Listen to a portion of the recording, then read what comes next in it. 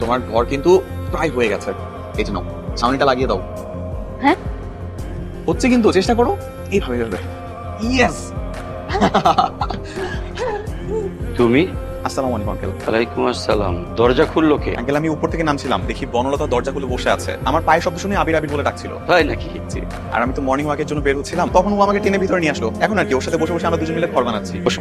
বাহ, খুব সুন্দর হয়েছে। তো এই যে দুষ্টু মেয়ে এভাবে মানুষকে বিরক্ত করে, তুমি বড় হয়েছো না? আমি বড় বড় তুমি বসো, আমি তোমাদের জন্য নাস্তা দিই। পায়েস। বনলতার কি পায়েস অনেক পছন্দ? হ্যাঁ, আমার হাতের রান্না পায়েস ওর খুব পছন্দ। তোমরা বসো। কি নাটোরের বনলতা, এবার কি বানাবে? ঘর, বড় ঘর। বড় ঘর যে বানাবে, এই বড় ঘরে আমাকে একটু থাকতে দিবে তো?